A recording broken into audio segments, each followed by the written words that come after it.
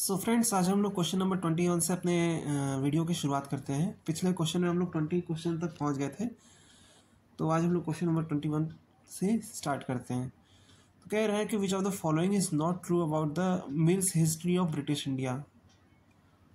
Right, तो history of British India जो book है ये जेम्स मिल ने लिखा था, और तो उसके बारे में क्या सही नहीं है। राइट, तो पहला है कि it founded a traditional institution of India stative and retrogressive analysis made by Mills suited the needs of imperial government. तीसरा है it become a text book of India for British officers of Indian civil services at Haileybury college, and it was not formed by the English, not informed actually by the English utilitarian philosophy. Right, तो इन चारों statement को हमने देख लिया। तो इन चारों statement में हमें बताना है नॉट ट्रू। तो नॉट ट्रू हमारा चौथा हो जाएगा। राइट, चौथा हमारा गलत हो जाएगा। गलत क्यों है? तो हमारे चौथा स्टेटमेंट इसलिए गलत है क्योंकि जो जेम्स मिल की जो हिस्ट्री ऑफ ब्रिटिश इंडिया थी वो बेसिकली आपकी यूटिलिटेरियन फिलॉसफी का इंडोर्समेंट करती थी, यानी कि उसे इंडोर्स मिला हुआ था यूटिलिटेरियन फिलॉसफी से। राइट, तो ये स्टेटमेंट इसलिए गलत हो जाता है। बाकी तीनों स्टेटमेंट सही है। अब मैं कुछ यहाँ पे कुछ और चीज़ें बता देता हूँ। सबसे पहले तो ये है कि ये history of British India book क्या है। ठीक है, तो हिस्ट्री ऑफ ब्रिटिश इंडिया सबसे पहले तो ये एक किताब है, जैसा कि स्टेटमेंट में लिखा है, जेम्स मिल की किताब है। और जेम्स मिल बेसिकली एक स्कॉटिश बॉर्न राइटर था और पॉलिटिकल फिलोसोफर था, और वो उसे फादर ऑफ फिलोसोफर भी माना जाता है। 1806 में उसने इस किताब को लिखना शुरू किया, और इसका जो पब्लिशिंग था ये 1817 तक हुआ था, यानी इसको लिखने में करीब 11 साल लग गए थे इसको सामने आने में।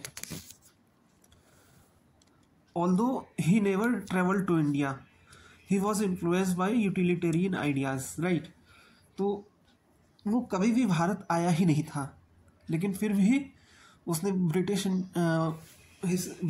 इंडिया की हिस्ट्री पे एक बुक ही लिख डाली, हिस्ट्री ऑफ ब्रिटिश इंडिया नाम की एक किताब ही लिख दी, जिसमें उसने इंडिया की हिस्ट्री को बताया है।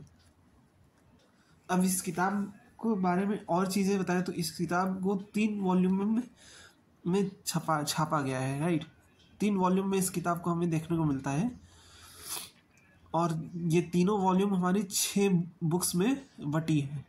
राइट, 6 बुक्स में। अब ये 6 बुक्स क्या है?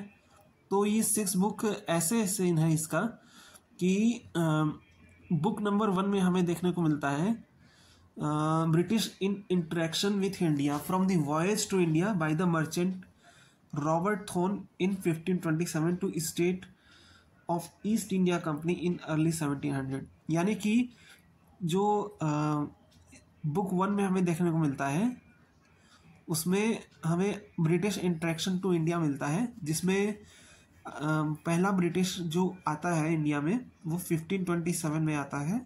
रॉबर्ट थॉर्न नाम का एक व्यक्ति है, और ये जो आदमी रहता है ये आता है, और वहाँ से ये स्टोरी लेकर 1700 तक ये अपनी स्टोरी यहाँ तक लाते हैं बुक 1 में। ठीक है, तो ये बुक 1 की स्टोरी है।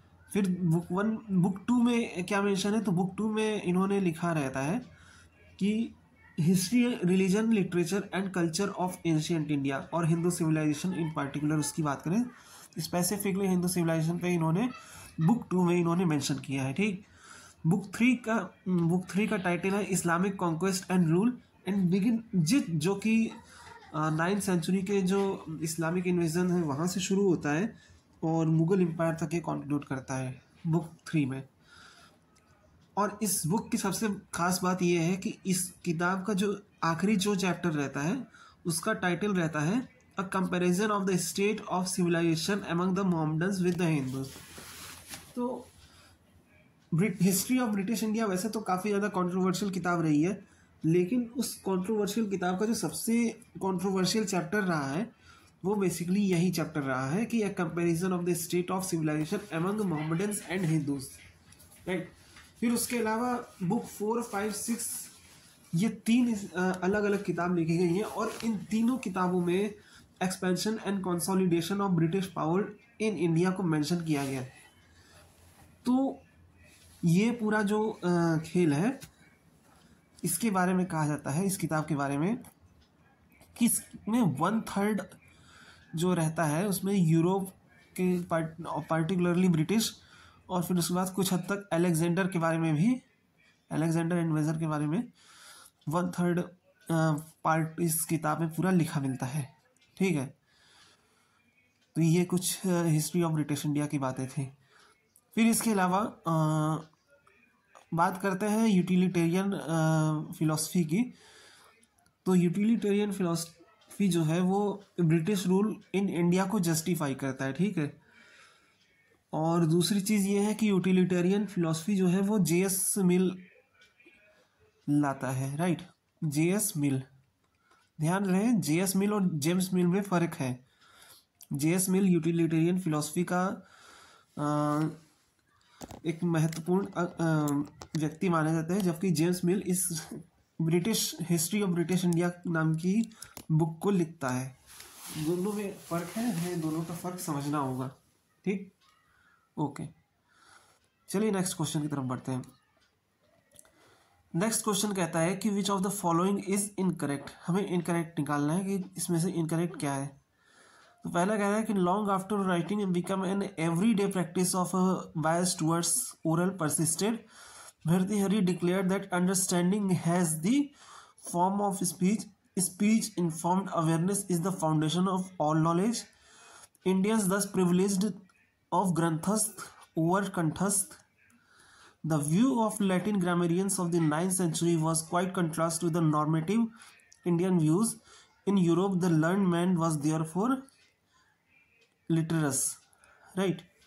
तो इस क्वेश्चन का सही आंसर हमारा, मतलब इस क्वेश्चन में जो सबसे गलत ऑप्शन हमें निकलता है वो है हमारा सी। क्योंकि जो इंडिया का जो इंडिया में जो प्रिविलेज दिया जाता था वो कंठस्थ को दिया जाता था, न कि ग्रंथस्थ को, राइट। यानी कि ओरल ट्रेडिशन को, नॉलेज थ्रू ओरल ट्रेडिशन को हमारे यहाँ ज़्यादा महत्व, अहमियत दी जाती थी बजाय ग्रंथस्थ के, यानी कि रिटन नॉलेज के बजाय, ठीक है। तो ये स्टेटमेंट हमारा कंट्रास्ट हो जाता है। तो अगर आपको थोड़ा नहीं भी पता है तो आप ऑप्शन नंबर डी देख लीजिए जो कि सही है।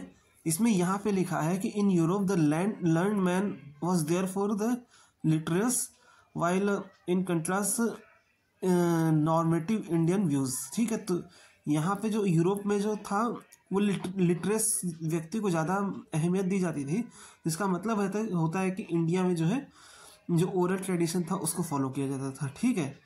तो यहाँ से भी हमारा ऑप्शन गलत आंसर हमारा निकल के आ सकता है अगर आप ऑप्शन को ठीक से स्टडी करें तो। चलिए नेक्स्ट क्वेश्चन की तरफ बढ़ते हैं। Which of the following is not true about the different position ascribed to the mixed caste by Manusmritis. Children born of wives 1 degree lower in Varna status were somewhat acceptable as a part of a twice born. Those born from women separated in status by 2 or 3 degrees led to the creation of a new group within the Shudra fold. In case of status of women was higher than that of man, the progeny of such marriage was placed lower in status than the two parents. Annulum marriage was treated as a more violative of the sacred law than प्रतिलोम्स।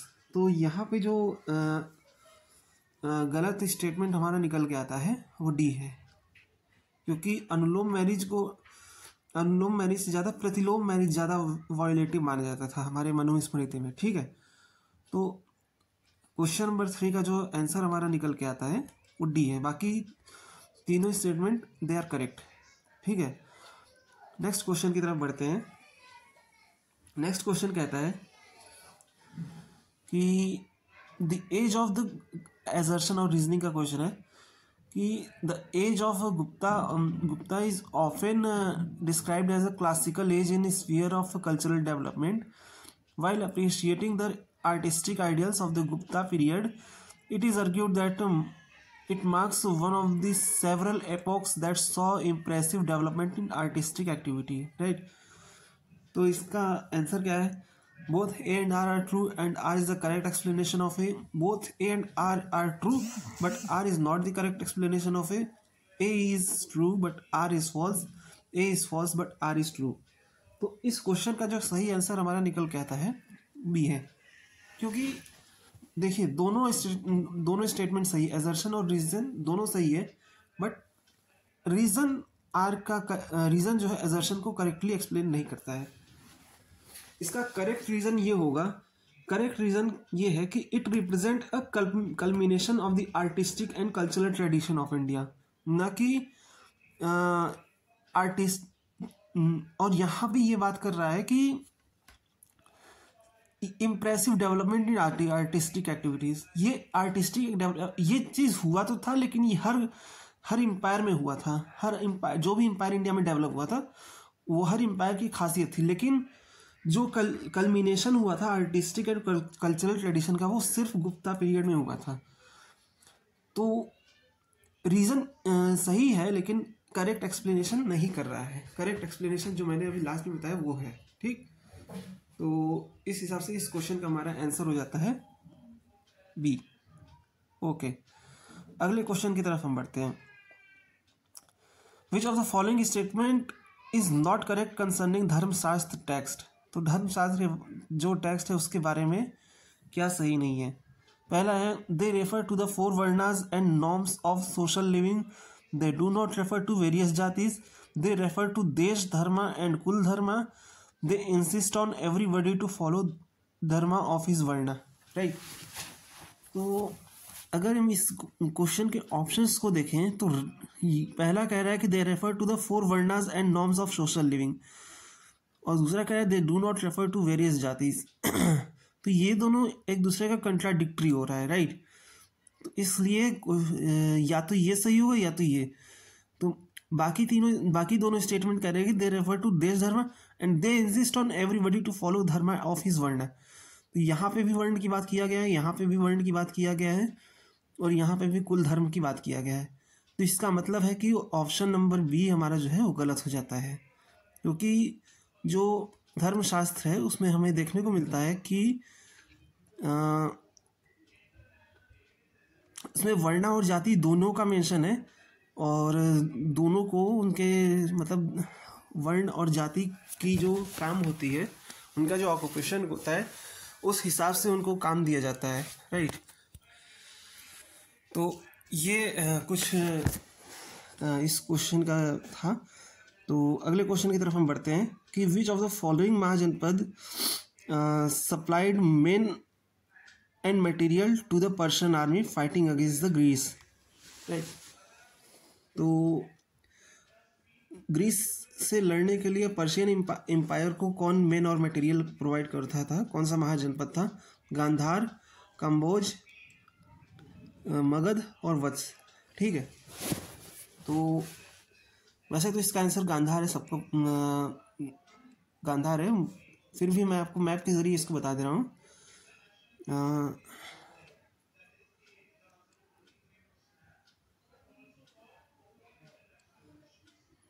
Map थोड़ा सा गड़बड़ हो तो माफ़ कर देना यार।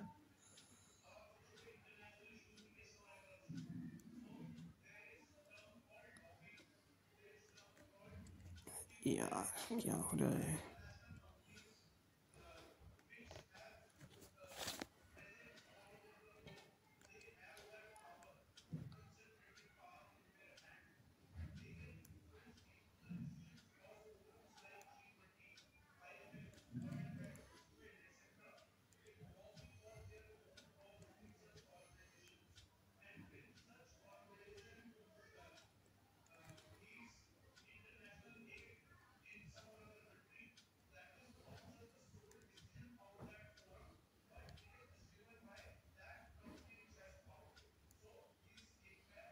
ठीक है, ये मान लेते हैं इंडिया है, राइट। तो इधर पर्शियन एम्पायर होता था, राइट, इधर अचेमेनिड एम्पायर होता था। तो अब सबसे पहले तो इसमें कहा है कंबोज। कंबोज जो एरिया होता था वो हमारा ये एरिया माना जाता था। ये नहीं, सॉरी, ये एरिया, राइट, ये कश्मीर वाला जो एरिया है इसे कंबोज माना जाता था। फिर गांधार किसे माना जाता था? गांधार जो होता था, गांधार ये आपका होता था, इसी से सटा हुआ था, ये गांधार एरिया होता था, राइट। वत्स कहाँ था? तो वत्स आपका जो होता था, वत्स आपका यहाँ पे था, इलाहाबाद के आसपास, कौशाम्बी में था। और मगध कहाँ था? तो मगध यहाँ पे थोड़ा सा और वहाँ पे पूरब में चला जाता था। मगध ये पूरा थोड़ा सा बड़ा एरिया था, ठीक है। तो ये था, तो इनकी मैंने पोजीशन बता दी है मैप के हिसाब से। गांधार यहाँ पे है, ये गांधार है, थोड़ा सा ये वाला इंडिया का हिस्सा है और थोड़ा सा अफगानिस्तान का हिस्सा है। फिर कंबोज है, कंबोज यहाँ पे है, कश्मीर वाला एरिया। मगध ये है, और वत्स आपका ये है छोटा सा, ठीक है। तो ये इस क्वेश्चन का हमारा आंसर हो जाता है गांधार। अब क्यों था, तो क्यों करता था, तो आप समझ ही सकते हैं कि ये जो एरिया होता था, ये पार्टिकुलरली यहाँ तक का एरिया जो होता था वो उस वक्त तक जो एचेमेनिड एम्पायर होता था वो इस वक्त ऐसे हुआ करता था, राइट। तो वो इसका एक प्रोविंस हुआ करता था गांधार, ठीक है। तो जाहिर सी बात है, जब इसका वसाल या प्रोविंस होता था तो उसको प्रोवाइड करता ही था मैन और मटेरियल। तो इसीलिए इसका आंसर हमारा हो जाएगा ए, राइट। चलिए अगले क्वेश्चन की तरफ हम बढ़ते हैं। इसको मैं साफ कर देता हूँ थोड़ा सा, ओके। अगला क्वेश्चन कह रहा है कि which of the following region Kalibangan was situated where a large number of sites of proto-हड़प्पन culture have been discovered। तो कालीबंगान की पोजीशन पूछ रहा है, और अगेन मैं एक बार फिर से मैप बना लेता हूँ, बाकी पूरे, क्योंकि अब से मैंने सोचा है कि अब से मैं मैप के ज़रिए आपको सारी लोकेशन को आपको क्लियर कर दूंगा, राइट।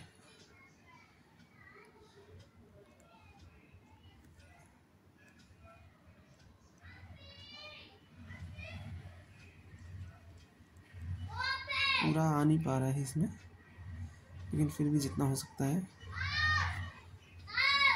लाने की कोशिश कर रहा हूँ।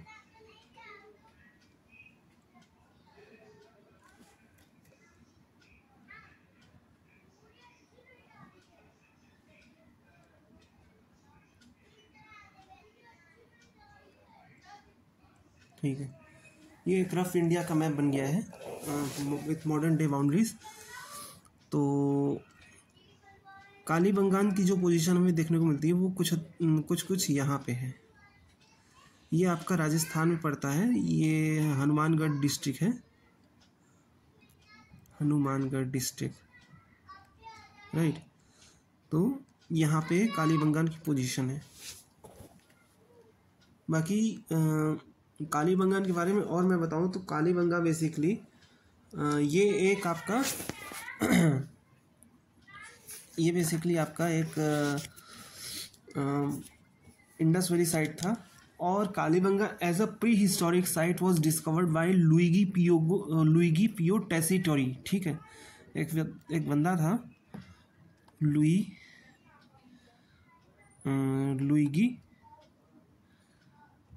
पायो टेसिटरी, राइट, लुइगी पायो टेसिटरी, ये नाम आप लिख लीजिएगा। अभी मैं डिलीट कर दूंगा ताकि इसे पहले डिलीट कर दूँ, आप इसको लिख लीजिए इसका नाम, ठीक है। तो ये बेसिकली आपका एक इटालियन बंदा था, इटालियन आर्कियोलॉजिस्ट था, और इसने जो है Kalibangan as a prehistoric site को डिस्कवर किया था, राइट। तो हनुमानगढ़ डिस्ट्रिक्ट मैंने बता दिया कहाँ पे है। फिर इसके अलावा तो यानी कि इसका मतलब इसका आंसर हमारा हो जाता है सी, राजस्थान, राइट। ओके, इसके अलावा सिंध कहाँ है? तो सिंध बेसिकली आपका यहाँ के आसपास पड़ता है, ये वाला एरिया जो है पाकिस्तान में, ये सिंध है। पंजाब ये आपका है, ये पंजाब है, ठीक है, ये पंजाब है, और गुजरात नीचे आ जाता है, राइट। तो हालांकि पंजाब सिर्फ यही नहीं है, पंजाब ये वाला एरिया भी पड़ता है पाकिस्तान में, तो ये भी पंजाब ही माना जाता है, तो ठीक है, कोई दिक्कत नहीं। और गुजरात मैंने आपको बता दिया नीचे पड़ता है, ठीक है। तो आई होप आप लोगों ने इसको लिख लिया होगा, लुइगी पायो टैसिटरी, जो कि एक इटालियन आर्कियोलॉजिस्ट था, ठीक है। चलिए इसको मैं थोड़ा सा इरेज कर देता हूँ ताकि हम नेक्स्ट क्वेश्चन की तरफ बढ़ सकें। अगला क्वेश्चन हमारा कह रहा है कि which of the following is considered as surviving first surviving Indian text containing a systematic discussion of astronomical instrument। तो ये जो है इसका आंसर हमारा निकल के आता है, मतलब पहले डिस्कस कर लेते हैं। आर्यभट्ट है, सूर्य सिद्धांत है, ब्रह्म स्फुट सिद्धांत है, खंड खाद्य है। तो जो सबसे अर्लीस्ट सर्वाइविंग एस्ट्रोनॉमिकल किताब है, मतलब वो हमें देखने को मिलता है ब्रह्म स्फुट सिद्धांत। अब ब्रह्म स्फुट सिद्धांत के बारे में मैं कुछ बता देता हूँ कि ब्रह्म स्फुट सिद्धांत जो है बेसिकली एक इंडियन एस्ट्रोनॉमर और मैथमेटिशियन जिनका नाम रहता है ब्रह्मगुप्त, राइट, ये उनकी किताब रहती है। और ये उन्होंने लिखी रहती है 628 AD में, राइट। इसमें क्या मेंशन है कि ये हिस्ट्री ऑफ इंडियन एस्ट्रोनॉमी में सबसे अहम किताब इसे कंसीडर किया जाता है। और इसके चैप्टर नंबर जो 22 है, चैप्टर नंबर जो 22 है उसमें आपको यंत्राध्याय नाम का एक चैप्टर मिलता है, जिसमें ब्रह्मगुप्त ने ये बताया है कि एस्ट्रोनॉमी से रिगार्डिंग कितने तरीके के जो इंस्ट्रूमेंट होते थे वो यूज़ में लिए जाते थे। इसमें उन्होंने मेंशन किया है ग्नोमोन को। ग्नोमोन बेसिकली आप एक तरह से यूरोपियन या फिर यूरोपियन नहीं बल्कि आप इसको एंशियंट सनडायल समझ सकते हैं, ठीक है। इसके अलावा क्लेप्सिड्रा नाम का एक इंस्ट्रूमेंट के बारे में भी इन्होंने बताया है। हालांकि यही नाम नहीं रहा होगा उस किताब में, लेकिन चीज़ यही थी। उसको यंत्र घटिका कहा जाता था, यंत्र घटिका क्लेप्सिड्रा को। ये बेसिकली आपका एक वाटर क्लॉक होता था, यानी कि पानी की मदद से इसमें समय को कैलकुलेट किया जाता था, ठीक है। फिर तीसरा होता था सनडायल, इसके बारे में भी बताया है। इसके अलावा इन्होंने एस्ट्रोलैब बताया है। एस्ट्रोलैब ये बेसिकली एक ऐसा इंस्ट्रूमेंट होता था जो कि मतलब जो कि एक होराइज़न के ज़रिए ये डिस्टेंस पता करता था कि अर्थ से सन की दूरी या फिर अर्थ से किसी भी स्टार की दूरी क्या है, राइट। फिर इसके अलावा एक और था आर्मिलरी स्फीयर।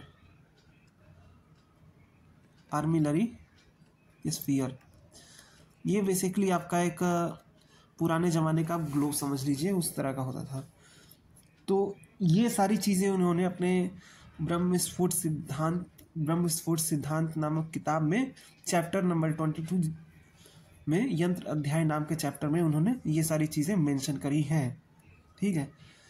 तो ये कुछ फैक्ट्स था जो मैंने इस क्वेश्चन में आपको बताया है। तो चलिए अगले क्वेश्चन की तरफ हम बढ़ते हैं। ठीक है, इसको मैं साफ कर दे रहा हूँ ताकि अगला क्वेश्चन देखने में आपको कोई प्रॉब्लम ना हो। चलिए, तो अगला क्वेश्चन हमारा ये कह रहा है कि which of the following is wrongly matched. ठीक है, पहला है R S Sharma, urban decay in India, Joanna Williams, the art of Gupta India, empire and provinces, A L Basham, the wonder that was India, और Romila Thapar, myth and reality studies in the formation of Indian culture. तो इसका सही answer हमारा जो निकल के आता है वो है डी, क्योंकि जो myth reality and studies of ये जो किताब है इंडियन कल्चर, ये रोमिला थापर ने नहीं लिखा है। ठीक है, ये रोमिला थापर ने नहीं लिखा है, बल्कि इसे लिखा है आपके धर्मेंद्र दास बसु ने, यानी डी बसु ने। ये इनकी किताब है, ठीक है, ना कि रोमिला थापर की। तो इस वजह से इस क्वेश्चन का जो आंसर हमारा हो जाता है डी है। इसमें इस किताब में basically myth and reality studies in the formation of Indian culture में डी बसु ने ये चीज़ बताई है कि with in the phase of time के हिसाब से इंडिया में कब कब और कैसे कैसे हमें डेवलप कल्चर होते हैं, और उसी में इन्होंने अपने फ्यूडलिज्म के थ्योरी के बारे में भी काफ़ी ज़्यादा डिस्कशन किया है। तो ये कुछ फैक्ट्स था जो कि इनकी किताब के बारे में मैंने आपको बता दिया है, राइट। बाकी और चीज़ों के बारे में बताऊं तो जो आर एस शर्मा की अर्बन डीके इन इंडिया है, ये बेसिकली आपकी आर एस शर्मा ने लिखी है, और इसमें उन्होंने जो ईयर में मतलब मेंशन किया है टाइम फ्रेम, वो आपका 200 AD से लेकर 1000 AD तक का टाइम फ्रेम इन्होंने मेंशन किया है। ठीक है, इसमें इन्होंने ये बात करने की कोशिश की है कि कैसे इस फेज़ में इंडिया का जो ओवरऑल था एक प्रोसेस में चल रहा था अर्बन डीके वाला। ठीक, फिर जोआना विलियम्स की जो किताब है the art of Gupta India, the empire and provinces, ये आपकी जो है किताब, इसमें गुप्ता आर्ट के बारे में और उसके जो ही और भी चीज़ें थी, empire of provinces, administration, taxation, इन सारी चीज़ों के बारे में हमें इनकी किताब में देखने को मिलता है। और ए एल बाशम की किताब है the wonder that was India, ये एक काफ़ी अच्छी किताब है। इसमें उन्होंने इंडिया के बारे में काफ़ी अच्छी अच्छी बातें की हैं, और ये फर्स्ट इंडोलॉजिस्ट कंसीडर किए जाते हैं। ठीक, तो इस हिसाब से इस क्वेश्चन का आंसर हमारा डी निकल के आता है। यहाँ पे इसने 91 to 95 क्यों लिख दिया मुझे समझ नहीं आ रहा है, ये गलत है। तो अब हम इस क्वेश्चन को पढ़ते हैं। ठीक, इस पैराग्राफ को पढ़ेंगे, और इस पैराग्राफ को पढ़ने के बाद हम इस पैराग्राफ के ज़रिए क्वेश्चन को सॉल्व करने का कोशिश करेंगे। तो the political history of early medieval period saw the proliferation of state and land grants. Land grants to Brahman played a significant role in the legitimation of political power and had a significant impact on agrarian relations. There was agrarian expansion in various parts of subcontinent, and rural societies becoming increasingly stratified. Right? यहाँ पे spelling यहाँ पे इन्होंने थोड़ी सी गड़बड़ लिख दी है, कोई बात नहीं, मैं सही कर दे रहा हूँ इसको, रूरल होगा ये। ठीक, तो this was not period of urban decay. This is most evident from South India, where craft cities, trade and trade guilds flourished. Trade links between the subcontinent, China and Southeast Asia expanded significantly. Devotional worship was a marked feature of religious thought and practices. Temples functioned not only as sacred spaces but also as the core of urban centers and as a political symbols. The patronage they attracted made them points of convergence of the activities and aspirations of diverse social groups. Significant development occurred in the cultural spheres spheres, including a range of texts in Sanskrit and vernacular languages. There was an efflorescence and refinement of temple architecture and sculptures, and distinct regional style become apparent. During 600 to 1200 CE, the development at the political, social, economical, and cultural levels crystallized into a distinct regional formation and patterns. तो ये हमने paragraph पढ़ लिया है, ठीक। अब उस हिसाब से हमें इस पैराग्राफ का क्वेश्चन का आंसर देना होगा। तो the term early medieval refer to there indicated have to begun around. तो अर्ली मिडवल पीरियड जो यहाँ पे जिस पीरियड का जिक्र किया है तो वो है आपका 600 अराउंड, क्योंकि यहाँ पे मेंशन किया था 600 to 1200 C, right.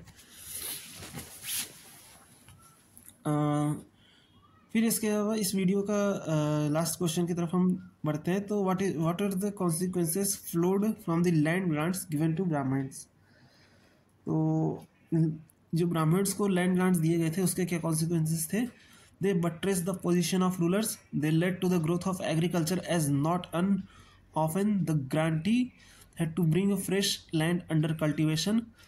The undifferentiated rural society got further stratified.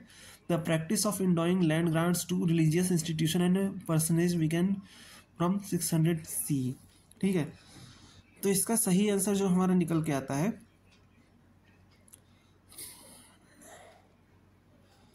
इसका कॉन्सिक्वेंसेस जो था वो था 1, 2 एंड 3, ठीक है। और इसलिए नहीं था क्योंकि लैंड ग्रांट्स को देने का चलन पहले से ही चला रहा था, तो ऐसा कुछ इसमें नहीं था, ये बस यहाँ पे आके थोड़ा सा डेवलप हुए थे। तो चलिए इस वीडियो में इतना देखते हैं। क्वेश्चन नंबर 32 से हम नेक्स्ट वीडियो में डिस्कस करेंगे, ठीक है। तो अपना ध्यान रखिए और सुरक्षित रहिए। आपसे मिलता हूँ मैं नेक्स्ट वीडियो में, तब तक के लिए बाय बाय।